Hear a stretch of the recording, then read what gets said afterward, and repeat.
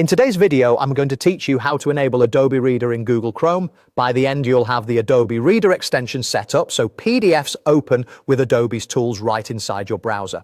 First, open Google Chrome and head to the Chrome Web Store. The easiest way is to click into the address bar at the top of Chrome and type Chrome Web Store, then press Enter. You're looking for the official store page where Chrome extensions are listed. This is important because installing from the official store helps ensure you get the real, safe version of the extension. Once you see the Chrome Web Store in your search results, click into it. You should land on a page where you can browse or search for extensions. If the store looks a little different on your screen, that's okay. The layout can vary slightly, but the search bar and extension cards will be there. Inside the store, search for the Adobe Acrobat extension. You'll recognize it by the Adobe logo and a description that mentions viewing or working with PDFs in Chrome.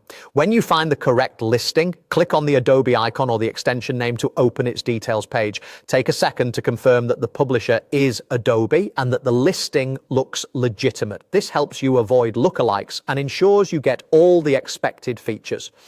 On the Adobe Acrobat extension page, click the Add to Chrome button. This tells Chrome to fetch the extension and prepare it for installation. Don't worry if you see a brief delay. That's normal while Chrome checks the file and gets things ready.